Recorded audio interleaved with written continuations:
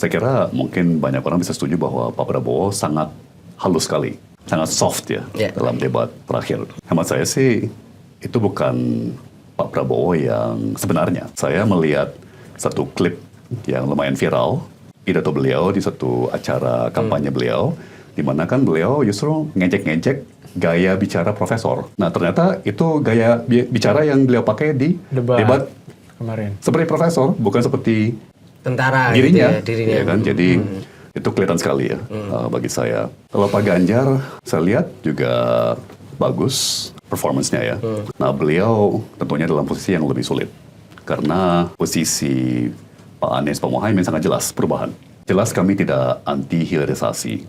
Ya, hilirisasi itu ada di visi misi Anies Muhaimin. Khusus nikel, ini kelihatan sekali terlalu dipaksa. Ini tentunya kepentingan-kepentingan daripada segelintir pengusaha ya yang berhasil masuk di awal, baik tambang nikel maupun smelter nikel. Dan ini sama halnya seperti semua boom bust yang lainnya. Apakah itu .com boom dan bust, ya kan? Atau boom migas dan bust. Itu dipicu di awalnya oleh kerakusan. Itu salah satu janji Anies Muhaimin. Ya, kita mau menggeser fokus kebijakan industri kita ke sektor-sektor yang padat modal. Padat karya. Padat karya. Dari yang saat ini fokusnya di padat modal. Ya. Gak akan kemana-mana, Pak. Jadi kalau jika ini bukan ngedoain, kalau misalnya rival yang menang, akankah Pak Tom menerima pinangan? Rasanya enggak ya. Dari 02 maupun 03 misalnya, Pak? Saya satu paket dengan Pak Anies dan Pak Muhaimin.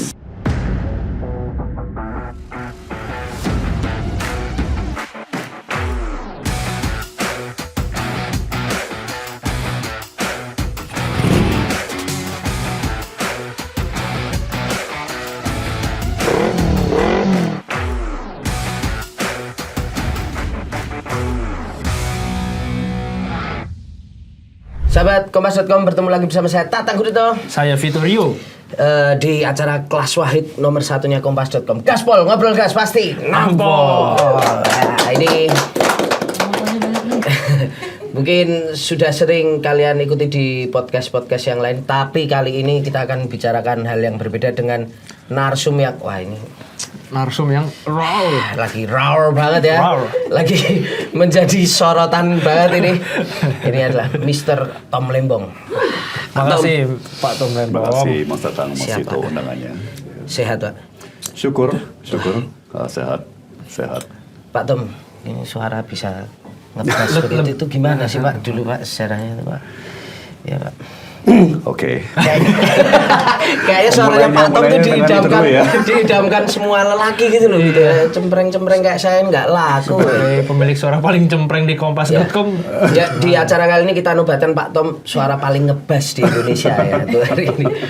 Oke. Nanti minta plakatnya ya. Oke, Pak Tom ini sebetulnya ada cerita cukup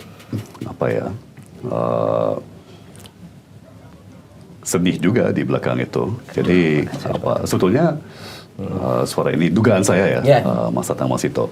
Itu karena waktu saya remaja, itu saya kena penyakit paru-paru yang berujung kepada asma.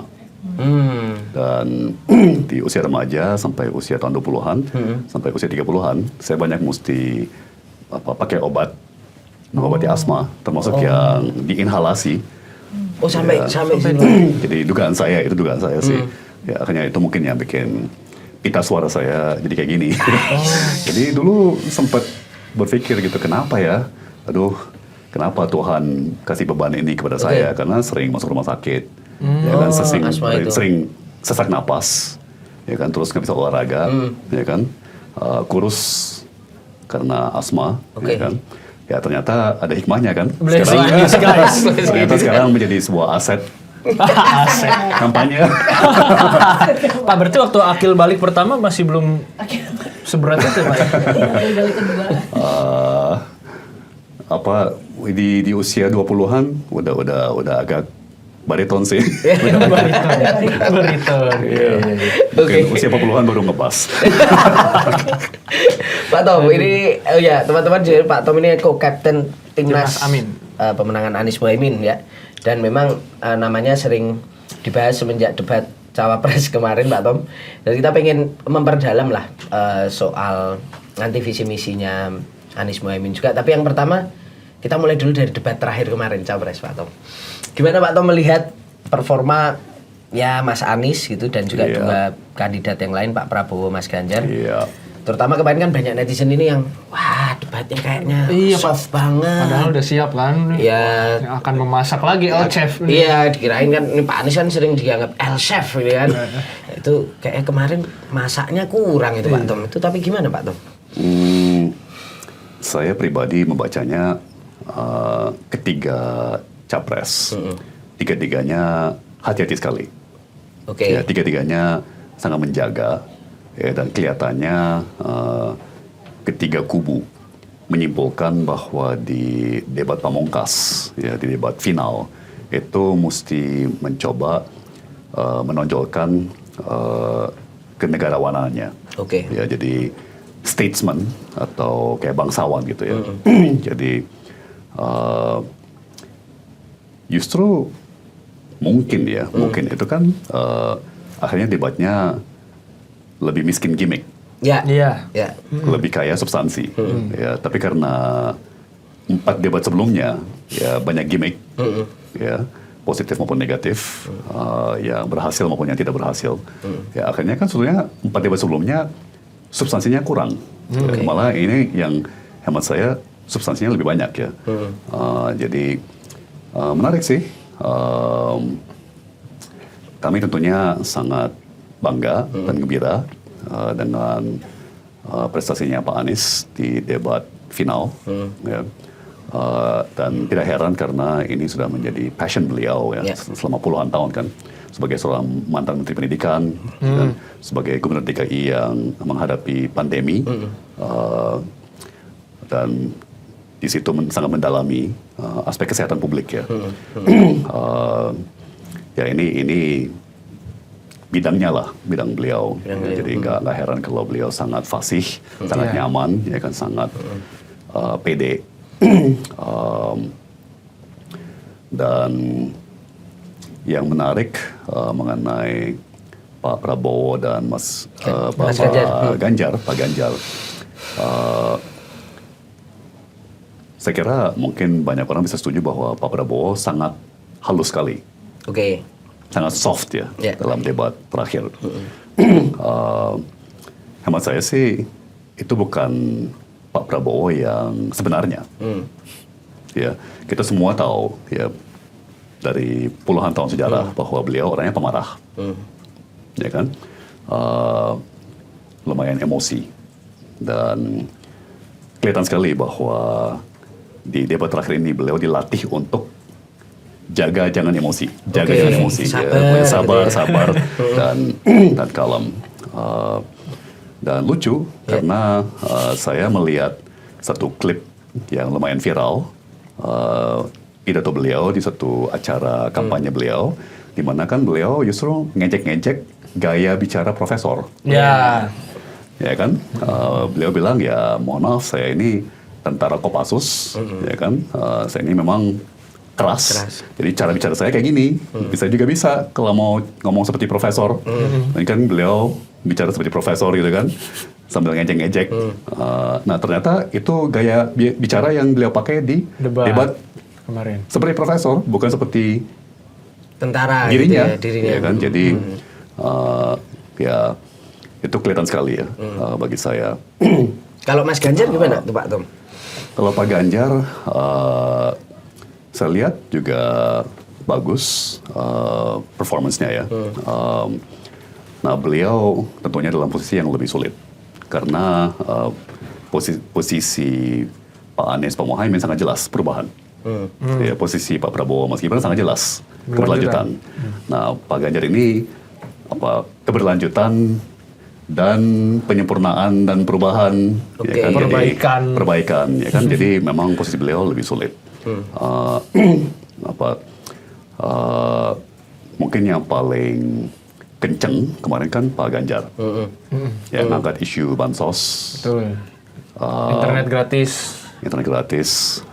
Jadi kelihatan sekali bahwa Pak Ganjar sangat berjuang ya Ya. dalam debat kemarin. Tapi Pak, apakah itu ada kaitannya juga khusus ke Mas Anies nih? Karena Mas Anies kan di Iya. debat pertama dan ketiga ofensif. Apakah itu ada kaitannya dengan data bahwa setelah penampilan yang ofensif begitu ternyata ada sentimen negatif terhadap Pak Anies? Sehingga itu yang harus dijaga di last minute kampanye. Enggak juga. Oh, enggak juga. Jadi begini, ada sentimen negatif yang produktif, ada sentimen negatif yang tidak produktif. Ya. Jadi kadang-kadang kita harus terima ya konsekuensi negatif demi mencapai sesuatu.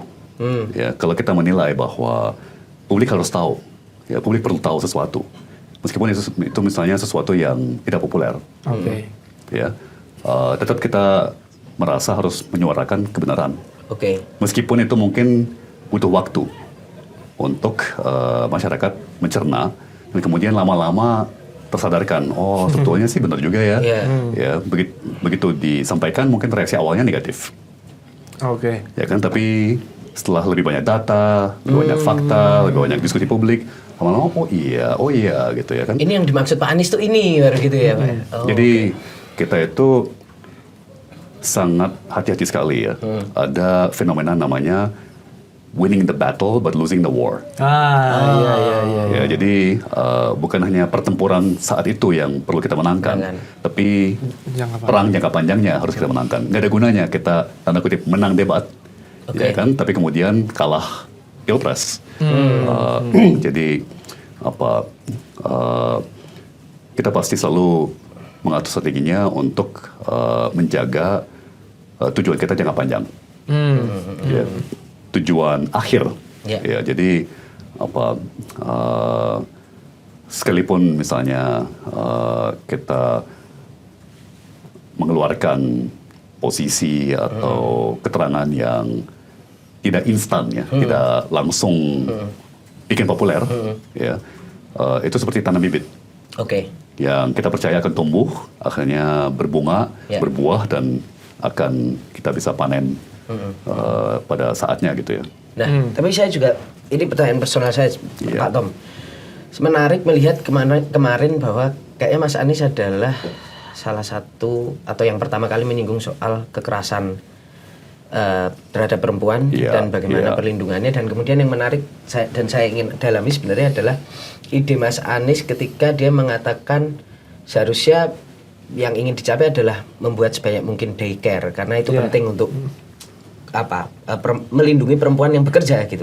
Betul, Nah itu gimana tuh Pak Tom? Ide gagasannya mau seperti apa? Jadi begini, mungkin kita agak sistematis ya. Kita membagi menjadi dua, yaitu perlindungan dan pemberdayaan. Ya. Nah kalau perlindungan itu hemat kami sesuatu yang mendasar. Semua warga punya hak itu. Ya, sayangnya tidak semua warga menikmati hak tersebut. Ya, dan data jelas menunjukkan bahwa kaum perempuan lebih rawan, rentan menghadapi kekerasan atau pelecehan, termasuk secara lisan, misalnya, ya kan? Jadi itu satu aspek. Nah, aspek kedua itu pemberdayaannya. Ya, jadi sejauh yang saya tahu, pada saat partisipasi kaum pria dalam kalangan pekerja itu 80%. Peserta perempuan itu hanya 50%.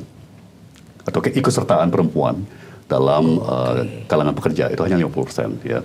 Nah, kalau yang kami lihat itu perempuan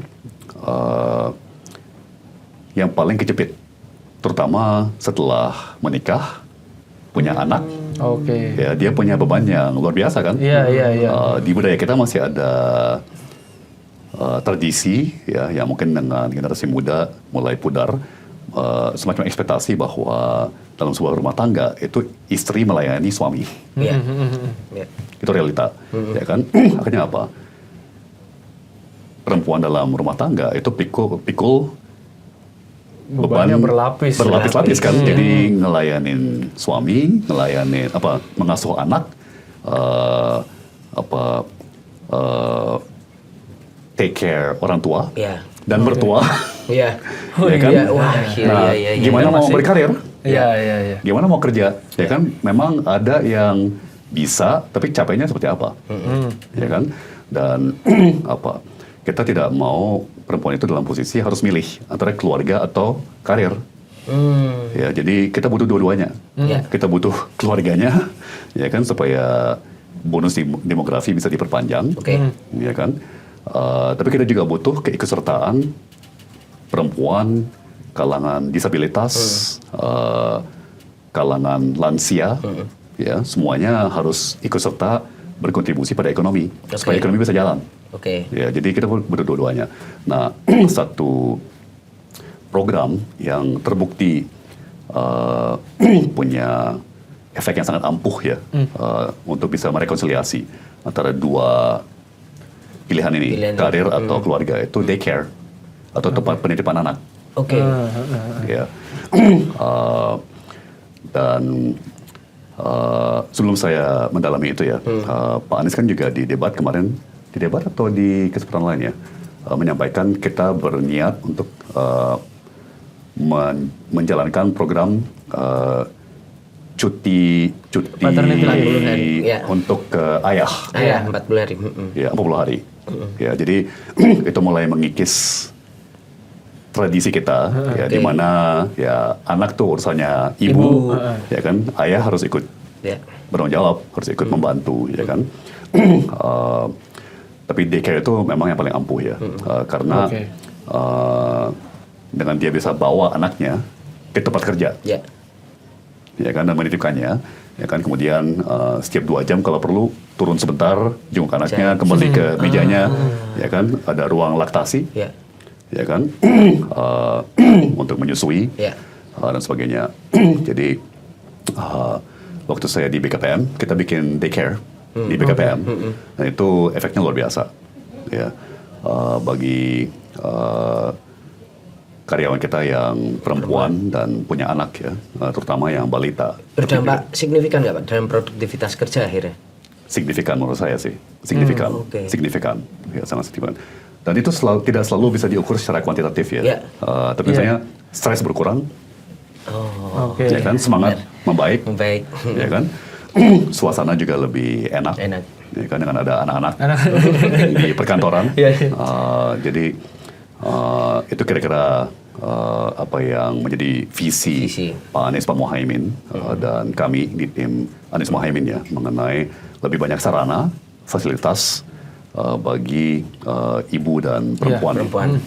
Tapi kalau soal cuti untuk ayah itu kan cukup cukup maju lah berpikirnya, maksudnya kita aja masih ribut soal berapa jatah cuti ibu aja, masih kadang ada tegangan antara pekerja dan juga pengusaha gitu. Kalau untuk cuti ayah seberapa mungkin itu direalisasikan? Jadi memang kita harus melihatnya selalu secara keseluruhan. Ya, ini kan semuanya beban bagi perusahaan.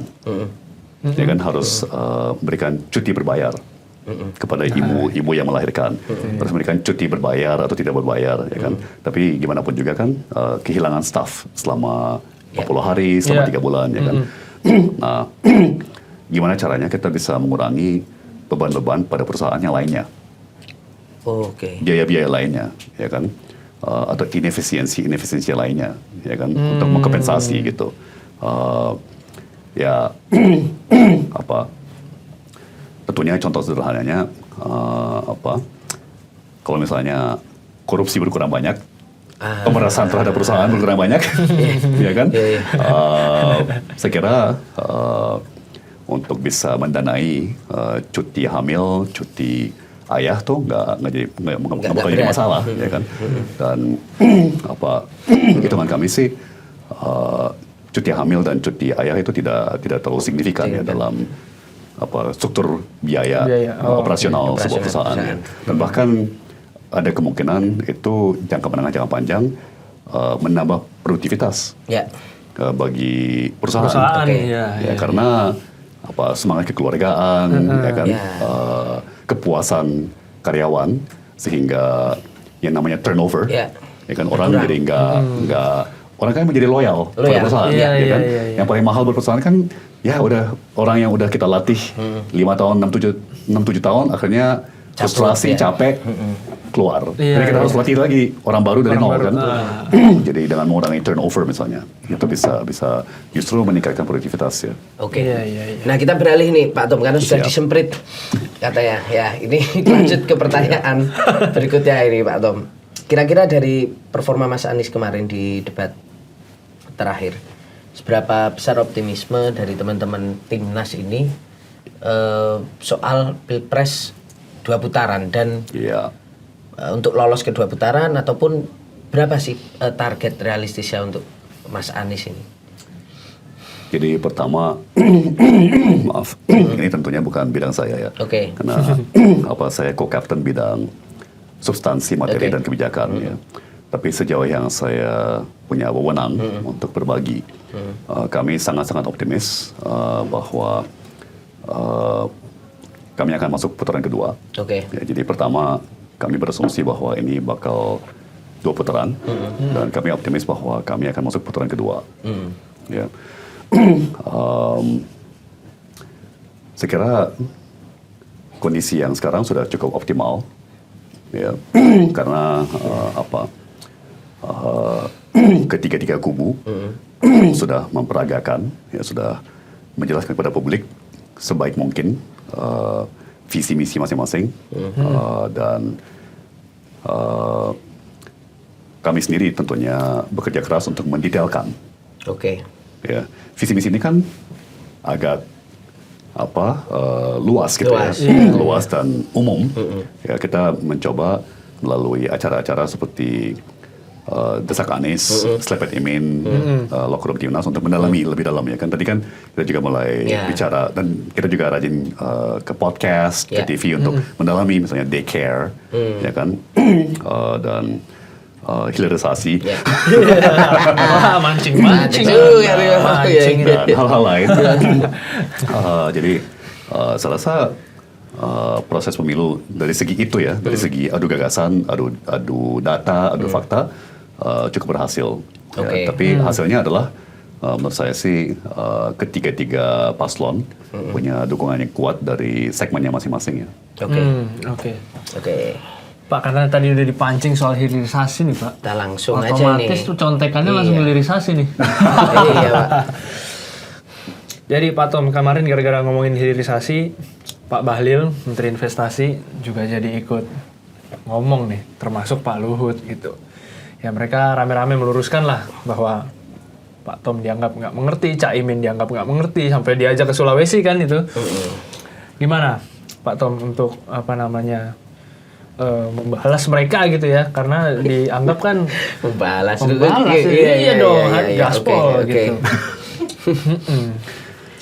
Atau juga ini ada tudingan gini Pak Tom, intinya Pak Bahlil ini mencurigai bahwa langkah untuk menghentikan hilirisasi ini adalah upaya kembali membuka ekspor bahan mentah besar-besar soal bahan mentah. Itu gimana Pak Tom? Ya, pertama kami tidak pernah membalas. Dan kami hanya menanggapi. Ya, kedua, kami selalu pasti menanggapinya dengan data, fakta, realita. Ya, dan saya mengapresiasi, mensyukuri bahwa akhirnya kan Pak Luhut sendiri yang mengakui bahwa memang kita juga akan kembangin baterai LFP di Indonesia dengan Tiongkok. Ya, karena trennya memang ke sana. Ya, baterai LFP itu akan semakin dominan. Ya, belum lagi nanti ada itu kan lithium ferrofosfat. Nanti ada lagi teknologi namanya sodium ion battery. Ya, jadi lithium aja nggak dipakai, pakainya garam. Ya, jadi inovasi jalan terus, teknologi baterai berkembang terus, ya, dan baterai nikel hanya akan menjadi satu dari 5, 6 atau bahkan 7 opsi. Ya, untuk baterai dari yang kecil sampai yang raksasa ya. Dari baterai HP atau laptop, tablet, sampai baterai sepeda motor, sampai baterai mobil, sampai baterai rumah, Ya. sampai baterai komplek. Ya. Itu ada beragam macam teknologi. Kami sih gembira ya, dan kami berniat untuk membuka semakin banyak data Oke. ya mengenai hilirisasi termasuk nikel. Jelas kami tidak anti hilirisasi. Ya, hilirisasi itu ada di visi misi Anies Mohaimin. Ya. Ya.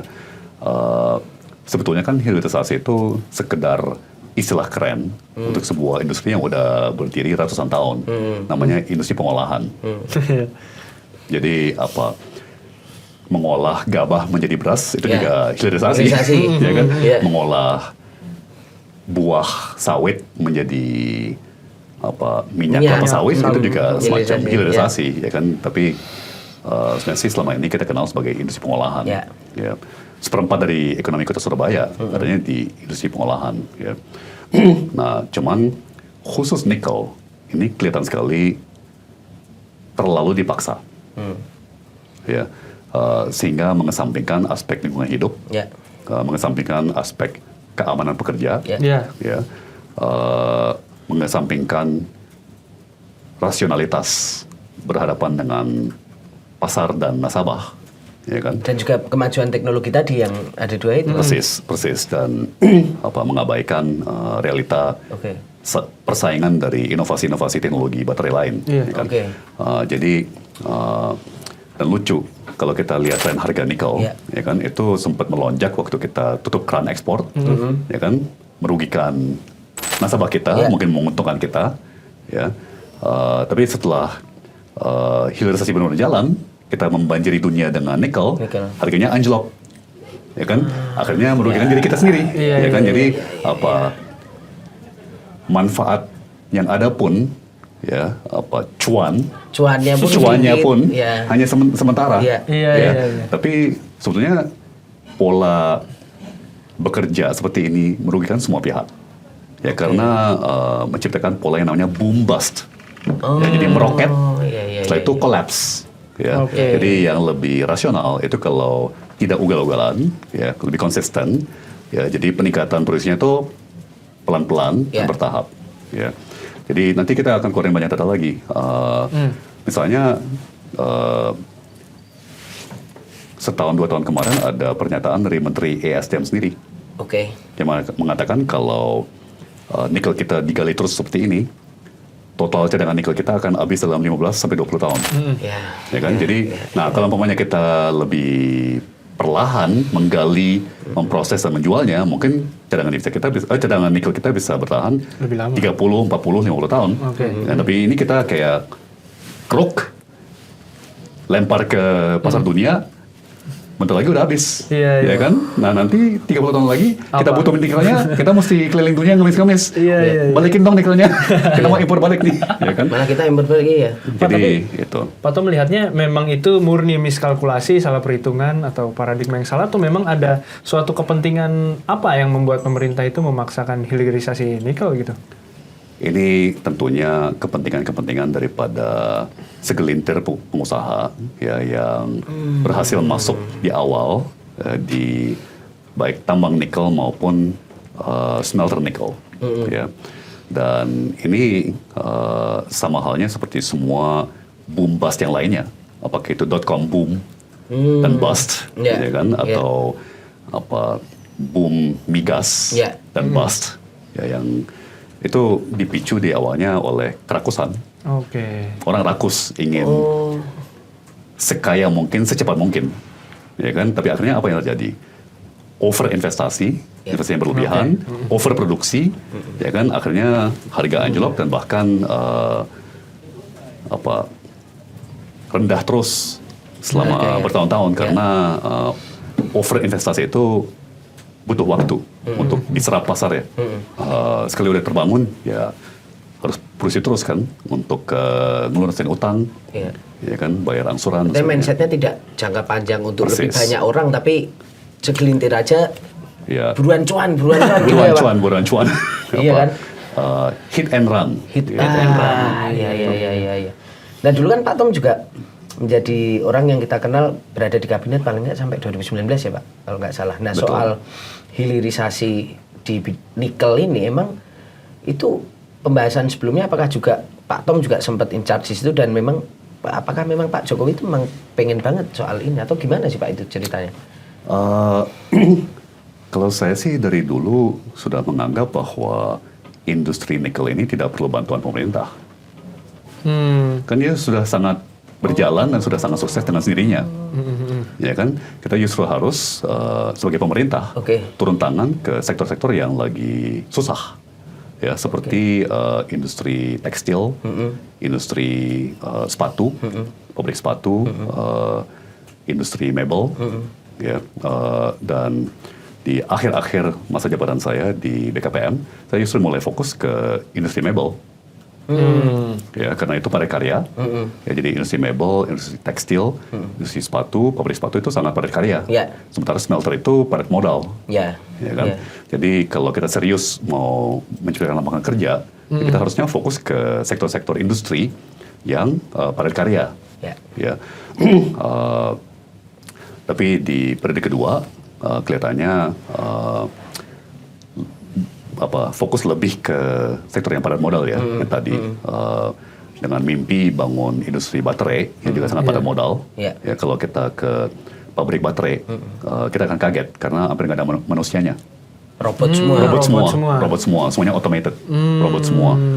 Ya kan, demikian juga pabrik mobil listrik, itu banyakkan yang bekerja robot, bukan manusia. Ya, jadi ini semuanya industri-industri memang canggih, high tech.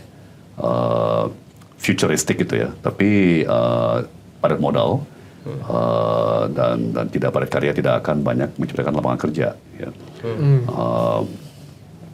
Nah, itu salah satu janji Anies Mohaimin. Ya, kita mau menggeser fokus kebijakan industri kita ke sektor-sektor yang padat modal. Padat karya. Dari yang saat ini fokusnya di padat modal. Berarti artinya dalam pembahasan soal hilirisasi nikel waktu Pak Tom masih ada di kabinet itu tidak terjadi. Pak Tom bahkan nggak ngerti gitu. Terjadi. Tapi kan dalam kabinet ada spektrum. Ada pro kontra. Ya kan, ada yang sangat pro, ada yang sangat kontra, dan keputusan tentunya di presiden. Ya kan? Dan saya kira Pak Presiden sudah sering berpidato secara publik betapa bangganya beliau dengan industri nikel, dengan hilirisasi nikel. Beliau anggap itu sebuah prestasi yang sangat berhasil. Ya, tapi Maret, April, Mei tahun lalu ya, kayaknya beliau mulai sadar, dan bahkan Pak Luhut juga mulai sadar. Dengan LFP itu? Oh enggak, tahun lalu, tahun 2023. Ya, kira-kira setahun yang lalu, mulai keluar pernyataan-pernyataan dari Pak Presiden. Ya, bahwa industri nikel ini harus direm. Ya, dan ada pernyataan publik dari Pak Luhut juga setahun yang lalu mengatakan bahwa kita harus cegah oversupply. Ya, kita jangan sampai membanjiri dunia dengan nikel. Jadi ini tentunya sudah di periode kedua, ya, tahun ke-4. Ya, kelihatannya mulai ada kesadaran bahwa khusus nikel ya, hilirisasi ini udah agak kebablasan. Tapi Pak Tom melihatnya dengan data yang ada sekarang, apakah setelah pernyataan publik Pak Jokowi dan Pak Luhut itu memang ada perubahan untuk ngerem? Nggak ada Pak? Jelasnya nanti mungkin kita bisa tayangkan datanya publik, dan hampir seluruh kenaikan produksi nikel di dunia itu semuanya dari Indonesia. Ya, jadi dan kenaikannya sangat drastis ya, di 2020, 2021, 2022 dan 2023 ya. Jadi jelas kita yang membanjiri dunia. Justru dunia babak belur, ya kan? Australia atau yang lain-lainnya pada nyerah, udah nggak mau lagi produksi dengan harga serendah ini gitu ya. Ya. Artinya nanti kalau Mas Anies Caimin ini jadi presiden wakil presiden, ada semacam bentuk koreksi apa terhadap investasi nikel khususnya yang udah di sini gitu? Pertama, aturan-aturan yang berlaku terkait lingkungan hidup harus ditegakkan. Ya. Jadi kalau kita bicara dengan masyarakat setempat di Sulawesi Tengah, ya di Maluku, itu pencemaran lingkungan cukup signifikan, ya kan? Ada indikasi kuat bahwa aturan-aturan pengendalian polusi industri itu tidak dilaksanakan, tidak diikuti, jadi tidak ditaati. Kemudian juga banyak kabar dan berita dan juga aduan mengindikasikan bahwa standar-standar keamanan bagi pekerja juga tidak diikuti. Ya, jadi udah kita mulai dulu dengan penegakan hukum. Mohon maaf ya, tapi itu berbagai indikasi mengarah ke sana gitu ya. Jadi itu dulu. Dan siapa tahu kalau itu ngerem produksi ya, karena pasti biaya-biaya naik kan. Karena mereka harus mengamankan pekerjanya, mereka harus pasang mesin-mesin mahal untuk limbahnya, mengolah limbahnya, itu pasti biaya produksi naik. Ya mungkin motivasi untuk berproduksi akan turun, ya kan? Mungkin. Tapi balik lagi, kita coba lihat ketaatan pada aturan-aturan yang sudah berlaku ya. Mulainya dari situ dulu, tertib dulu. Itu kan mendasar sekali. Iya. Nah, oke. Kita coba perdalam lagi nih Pak soal ini kan, karena Pak Tom ini memang ahli soal perekonomian Pak. Siap. Ya, juga soal isu-isu yang juga sekarang lagi jadi pembahasan soal kemarin 40 kota itu Pak. Anies Mohaimin ini pengen membentuk 40 kota setara Jakarta. Itu gimana Pak Tom? Iya, jadi itu tentunya visi kami ya, yang merupakan kontras terhadap IKN.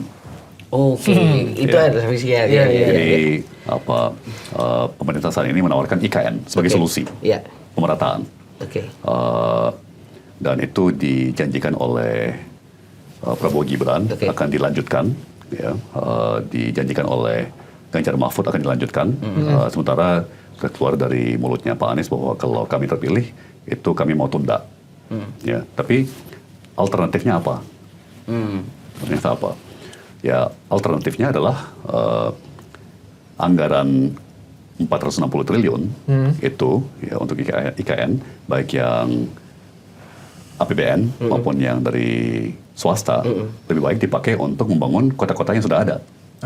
Ya, sebenarnya sih pada awalnya kan kita bilang 14 kota. Ya, 14 kota besar. Itu diawali dari sebuah studi oleh Bank Dunia di 2015, ya, pakai angka 2014, di mana mereka menyimpulkan untuk bisa menyempurnakan infrastruktur dasar di 14 kota besar itu butuh dana 170 triliun. Itu tahun 2014.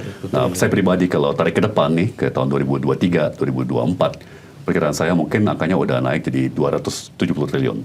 Ya kan, tapi kan dibandingkan 460 triliun untuk satu kota atau 270 triliun untuk 14 kota.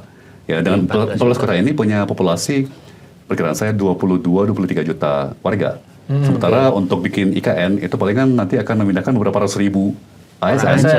Ya kan, jadi kan nggak masuk akal gitu. Manfaat bisa menyediakan air bersih, perumahan yang layak, internet yang kenceng, ruang hijau, ya kan, bagi 23 juta warga di 14 kota besar, ya kan? Atau bangun satu kota baru dari nol di Kalimantan Timur untuk hanya beberapa ratus ribu orang pejabat. Beberapa pejabat. Nah, tapi Pak, pertanyaan saya adalah ketika dalam pembangunan sebuah kota, terutama kalau kita lihat Jakarta ya, perbedaan Jakarta dengan tempat lain adalah karena investasi berputar di sini gitu. Daerah khusus pula ibu kota. Daerah khusus, kemudian ekonomi berputar di sini, orang merantau ke sini. Nah, ketika membangun 40 kota berarti kan artinya mekanisme ekosistem bisnisnya juga harus ada. Apakah memungkinkan Pak? Hanya dengan misalnya katakanlah nanti di awal Mas Anies 5 tahun menjabat gitu. Kita akan dorong sekeras tenaga. Ya. Dan Anies Mohaimin satu-satunya paslon yang visi misinya ada bagian yang dibagi per wilayah. Jadi ada rencana untuk Sumatera, ada rencana untuk Kalimantan, ada rencana untuk Sulawesi, ada rencana untuk Maluku, Papua, Nusa Tenggara dan semua bagian dari Jawa ya. Nah, ini terus kita perdalam ya. Bagian Sumatera kita pecah menjadi bagian utara, bagian tengah, bagian selatan ya kan. Kemudian di kampanye Pak Anies sudah menyampaikan hitungan kami adalah kereta api. Itu bisa dihidupkan kembali di bagian selatan Sumatera. Ya kan? Masih ada sisa-sisa rel kereta api dari zaman kolonial ya, di Sumatera Barat. Jadi hitungan kami untuk menyambungkan ya konektivitas antara katakan Padang ke Bengkulu, Lampung sampai Palembang itu mungkin bisa pakai kereta api. Ya. Kemudian kita tentunya lihat keunggulan masing-masing daerah. Ya. Misalnya di Sumatera Utara, Medan itu kan dari dulu sentra untuk komoditas. Ya, mulai dari sawit sampai rempah-rempah dan sebagainya. Maluku itu jelas ekonomi maritim, kelautan, perikanan. Ya. Jadi masing-masing wilayah harus dilihat keunggulannya, kekhasannya ya, itu Pak. Kekhasannya, ya, dan perlu konsultasi publik yang mendalam, ya, untuk memastikan bahwa bayangan kami itu klop dengan keinginan warga lokal. Ya kan? Jadi yang paling tahu mereka butuh apa kan mereka. Ya. Ya.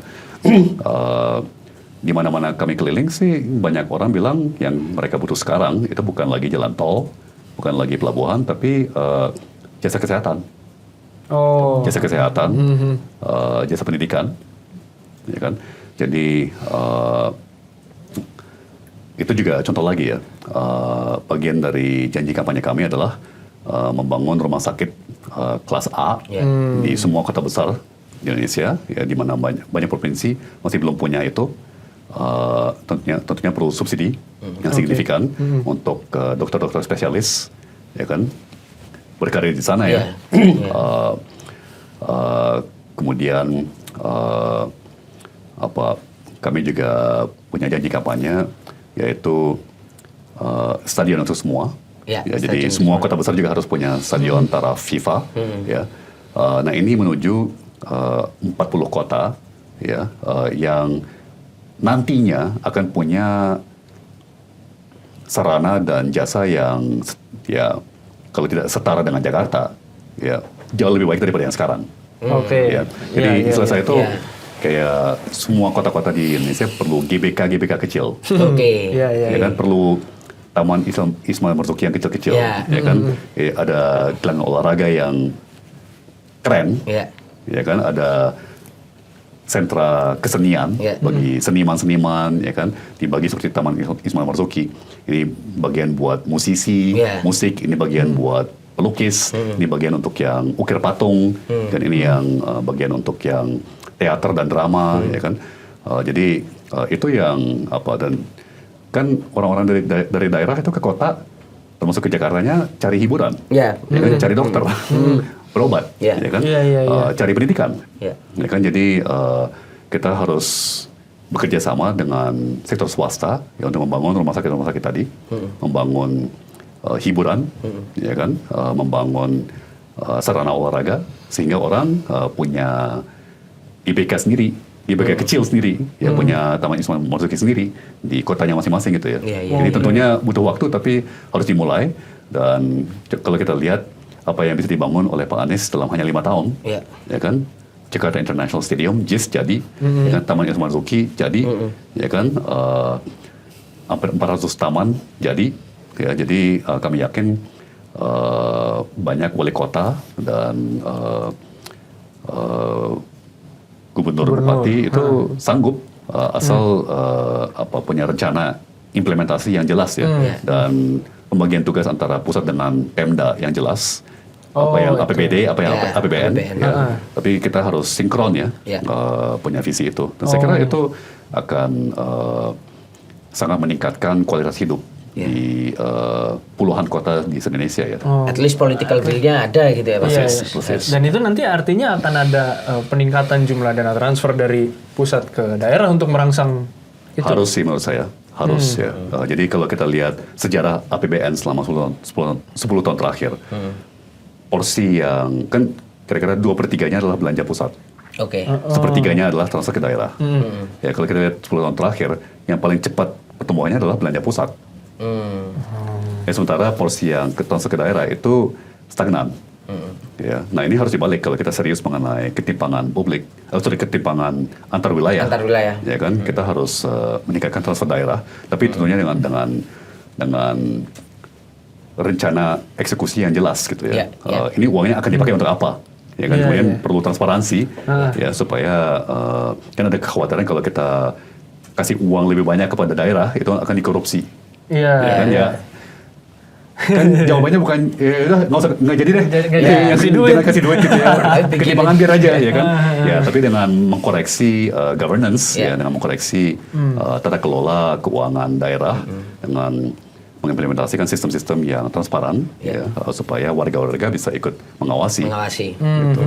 Pak, tapi untuk membangun kota-kota besar ini, kalau di Jakarta saat ini kan bisa dibilang semua fasilitas sudah ada, tapi satu yang jadi masalah itu kan adalah perumahan, housing. Nih, saya sama Tatang bingung juga ini mau beli rumah di mana ya kan?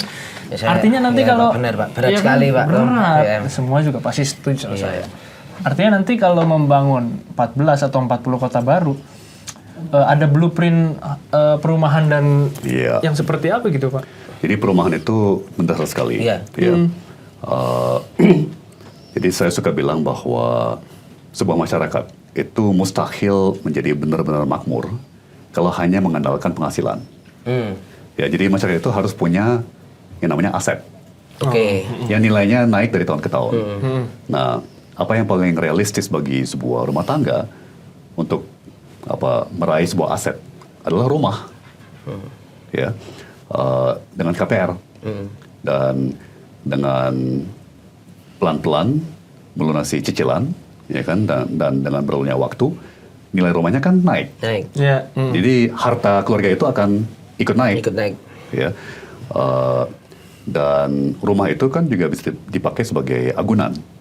Misalnya pinjam kredit usaha, modal kerja, ya kan. Nah ini semua saat ini nggak jalan. Ya, jadi data pemerintah sendiri menunjukkan ada antrian 13 juta unit. Jadi 13 juta keluarga yang tidak punya hunian layak. 11 juta di perkotaan, 2 juta di pedesaan. Ya. Nah, sementara jelas kalau kita lihat secara di seluruh dunia, ya, itu adalah jenjang tangga. Naik dari kelas bawah ke kelas menengah bawah, ke kelas menengah atas. Ya, kenapa? Karena pertama mungkin mulai di rumah bersubsidi, ya kan? Tapi lama-lama dengan berkarir atau berusaha, penghasilan naik, dia bisa jual atau keluar dia beli rumah yang lebih premium, ya kan? Terus lama-lama makin mapan, ya kan? Dia mungkin beli rumah baru, ya, ke daerah yang lebih bergengsi, terus ini disewain atau dijual. Ya, jadi ini sistem perumahan harus seperti tangga yang punya jenjang-jenjang, di mana masing-masing bisa naik kelas setiap 7-12 tahun. Ya, ini yang saat ini nggak ada. Ya, jadi itu udah pasti menjadi satu fokus utama bagi kami ya nanti. Dan sudah kita sampaikan secara publik, janji kami, istilah yang saya pakai itu KPR untuk semua. Jadi semua harus punya rumah, ya, hunian, dan itu justru menjadi kunci, ya, menjadi aset utama sebuah keluarga. Ya, dari situ bisa pinjam uang untuk kuliahin anak, ya kan, bisa pinjam uang untuk modal usaha, ya kan. Tapi yang penting rumah sebagai sebuah aset ya, ditunjang dengan KPR. Itu sangat mendasar ya bagi sebuah ekonomi yang memang bertujuan untuk membangun sebuah kelas menengah yang tebal dan kuat. Soal harganya gimana? Ya, tapi juga ini kan yang sering juga dibahas oleh Pak Anies Caimin adalah bahwa situasi kelas menengah yang hari ini tuh sulit, Pak Tom, gitu. Terjepit gitu. Nah, artinya kemudian nyambungin ini dengan tadi rencana soal bahwa kota-kota ini juga akan punya tata rumah itu gimana, Pak Tom? Jadi begini, ini ada data menarik sekali ya, Mas Tatang, Mas Vito. Jadi kami melihat data mengenai penjualan sepeda motor dalam 10 tahun terakhir. Ya, ternyata angkanya memuncak di kira-kira tahun 2013. Di kisaran 8 juta unit per tahun. Dan sejak itu turun terus setiap tahun. Oh. Ya, sampai tentunya ambruk di saat pandemi, pulih pasca pandemi, tapi sekarang masih di Angkanya? kisaran 5 juta unit per tahun. Oke. Jadi selama 10 tahun ini jumlah penjualan sepeda motor tuh menciut Oke. dari 8 juta per tahun menjadi 5 juta 5 per juta. tahun. Ya, jadi turun 35%. Iya. Ya kan, kenapa ini penting? Karena bagi saya ini tanda sebuah keluarga masuk ke kelas menengah. Ya, jadi kalau sebuah keluarga bisa beli motor, berarti dia masuk kelas menengah. Ya. Oke. Bahwa semakin sedikit keluarga yang beli sepeda motor, itu bagi saya tanda bahwa kelas menengah menciut. Ya, minimum stagnan atau bahkan menciut. Menciut. Ya. Nah, apakah itu karena warga kita berbondong-bondong pindah dari sepeda motor ke mobil, ya kan? Tapi kita juga punya data penjualan mobil, angkanya juga stagnan, ya kan?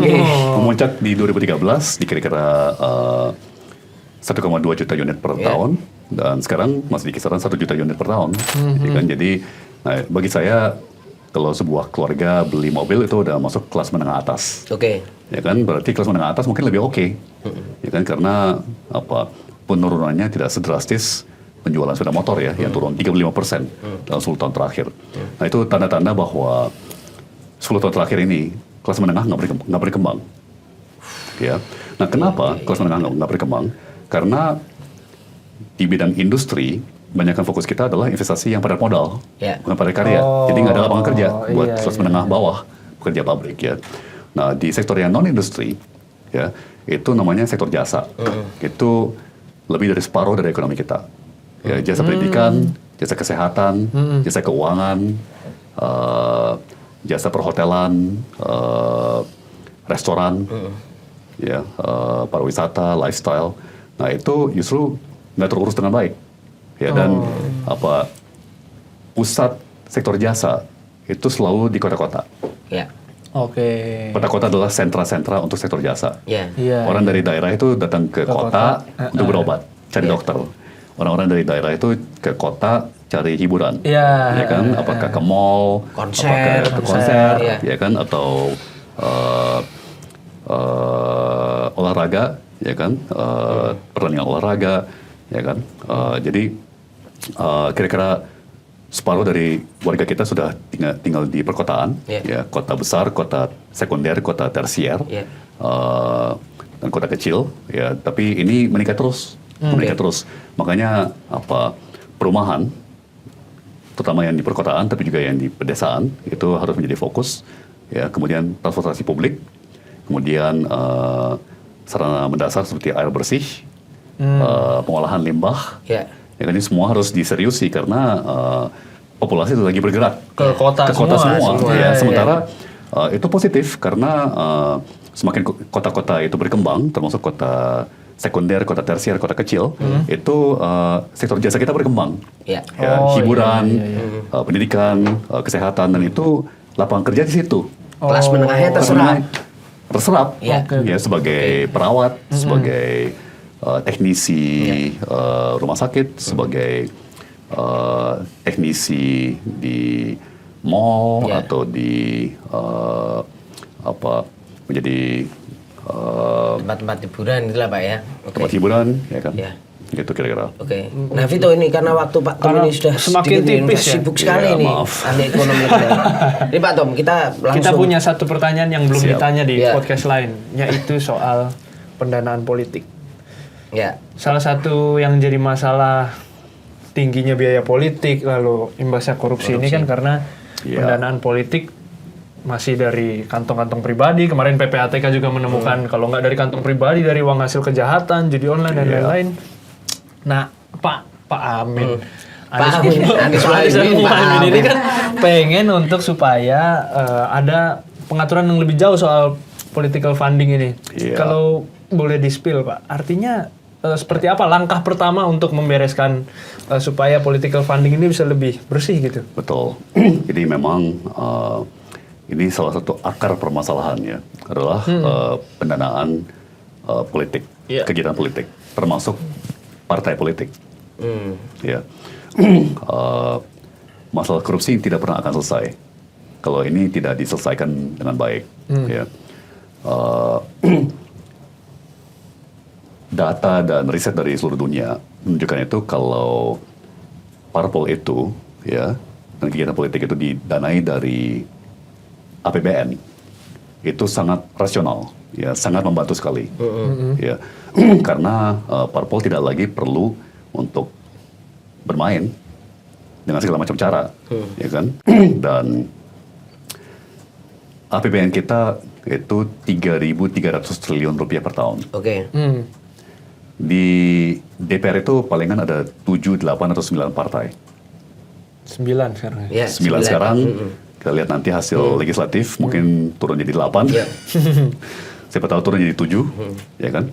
Tapi kalau saya hitung-hitung gitu ya, katakan kita sisihkan 50 triliun rupiah per tahun dari APBN 3.300 triliun. Ya, 50 triliun dari 3.300 itu nggak sampai 0,5% dari APBN kita, mungkin sepertiga%, ya kan? Tapi buat 7, 8, 9 parpol itu gede, itu uang besar, ya kan? Misalnya 50 triliun per tahun dibagi 10 parpol, itu 5 triliun per tahun per parpol. Per Itu tahun. udah per tahun, Udah per banyak tahun. banget. Ya, dalam 5 tahun bisa dapat 25 triliun, Oke. ya kan? Nah itu harusnya udah bisa membereskan semua kebutuhan-kebutuhan calon legislatif, caleg. calon gubernur, calon bupati, calon wali kota, ya kan? Ya. Untuk berkampanye, ya. Parpol dan gubernur, bupati, wali kota, anggota legislatif yang diusung, mereka ini kan seperti lembaga besar, Ya. ya, yang memegang wewenang dan kekuasaan. Iya. Jadi rasional kalau kita membiayainya dengan baik. Oke. Ya, kasih pendanaan yang masuk akal, ya, sehingga mereka tidak usah khawatir lagi untuk nyari uang dengan segala macam cara, ya kan, fokus ke konstituen, Ya. fokus ke pemilih, fokus kepada kebijakan, Program, ya kan? Program gagasan. dan kebijakan, ya, dan tidak mendistorsi kebijakannya. Oke. Hitungan saya pribadi sih kalau kita menjalankan pendanaan politik seperti itu yang transparan, ya, tentunya juga harus diaudit, Nah, itu dia. ya, itu bisa menghemat ratusan triliun rupiah APBN yang biasanya dikorupsi. Oh. Dan saya pribadi ngitung bisa menghemat ribuan triliun dampak negatif pada ekonomi karena kebijakan yang nggak masuk akal sama sekali. Ya. Ya, yang hanya dibikin yang seperti itu, diada-adain. Ya. persis, ya, karena kepentingan tertentu, ya kan. Jadi itu memang sesuatu yang cepat atau lambat harus direformasi, ya.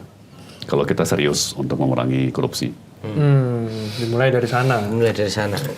Kalau tadi kan kita Iya. kadang kan ini juga netizen kan menangkap, wah sebenarnya programnya Pak Anies itu, Cak Imin tuh keren-keren lah. Pak Tom juga sering menyampaikan dan lain sebagainya. Nah, tapi kemudian kadang kita juga ngenesnya netizen tuh kadang, waduh kalau misalnya nih Pak, misalnya Pak Anies Cak Imin kalah, Pak Tom ini mau kemana gitu. Iya. Jadi kan kita kadang tuh lihat, wah Sayang ya, oke ini sayang program-programnya Pak Anies, bahkan Pak Anies Cak Siap, Iminnya juga siap. kita lihat worth it, aduh kalau akhirnya kalah mau kemana gitu. Gini, Pak Anies, Pak Muhaimin, dan saya punya sebuah kemewahan, ya, bahwa kami masih relatif muda. Oke. Jadi Pak Anies itu usia 54, saya usia 52, Pak Muhaimin seingat saya usia 58, 59 begitu.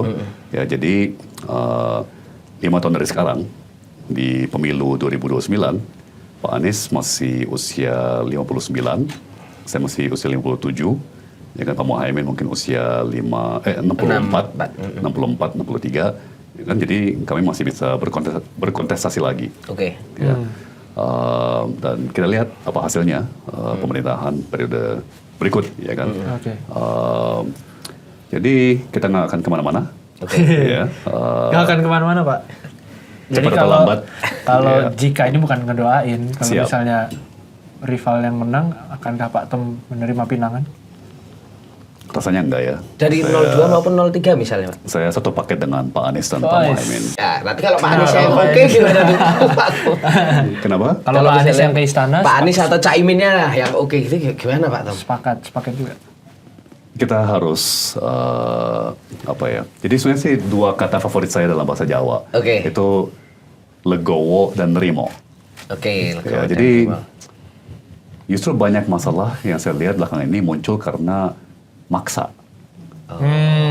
Dipaksakan ya kan. Jadi ya kita lihatlah kalau memang kondisinya sesuai, saya siap untuk berbagai penugasan. Penugasan. Tapi kalau misalnya dengan satu faktor atau yang lain tidak sesuai ya ngapain dipaksa gitu ya. Oke. Jadi saya juga akhirnya masuk di Timnas Anies Muhaimin juga sangat organik, prosesnya sangat Bukan organik, paksaan. sangat konsultatif ya kan antara berbagai pihak, antara berbagai kalangan termasuk parpol pendukung dan pengusung dan profesional-profesional yang ada di ekosistem kita dan ya kita coba ya kan saya sebagai co-captain ya inilah hasilnya gitu. Oke. Ya kan? Dan andai kata hasilnya kurang baik pasti akan dikoreksi. Oke. Ya kan kalau misalnya ada yang baik kita coba amplifikasi. Jadi sebenarnya sih sederhana ya. Iya. Sesuatu yang nggak masuk akal, nggak wajar, jangan dipaksa. Oke. Tapi karena sepaket itu, jadi kalau Pak Anies jadi presiden, nanti kita akan lihat Pak Tom di kabinet berarti, Pak. Terserah beliau dong. Ya, Itu bener, maksud saya bener. sesuai kondisi, sesuai Iya. penilaian beliau, ya kan apa yang tepat pada saat itu dan cocok buat saya. Kita kan kalau misalnya Pak Anies jadi presiden, Pak Muhaimin jadi wakil presiden, kan kita udah mempercayakan wewenang tertinggi Iya. kepada mereka. Masa kita Iya. nggak percaya pilihan Ya. staf mereka? Ya. Oke. Oke. Oke. Siap. Masih Masih kasih gue minta. ngetik terus. Ya, ini udah waktu ya. Kayaknya Terima kasih Pak cukup, Tom. Bro. Cukup. Terima kasih Terima kasih waktunya banyak. Pak. Sebenarnya sih belum Diselamatkan. cukup, tapi Ya, tapi memang seorang Sementara Tom ini. Lembong ini memang harus agak misterius, gak boleh semua diungkap dulu. Di-spill ya. Nanti biar muncul lagi. Iya, Biar nanti kita undang Siap. lagi, Pak Tom. Terima kasih banyak Mas Vito, Mas Ya, Tatang. siap. Sama-sama, Pak. Sukses selalu, Pak Tom. Mohon doanya. Jaga Terima kesehatan. kasih. Terima kasih banyak. Itu ya, sahabat Kupas Tutom yang sudah mengikuti kita selama 8 jam ini. Terima kasih sudah menonton dan pastikan menggunakan hak pilih kalian ya. Ini 14 Februari. Februari. tinggal Jangan minggu depan. kesiangan. Jangan bangun kesiangan dan ya selalu pantau dan banjiri kolom komentar di konten-konten Tom Lembong ya. Jadi jangan biarkan Pak Tom Lembong ini nggak viral. Itu. Terima kasih. Tetap kegasan, tetap nampol.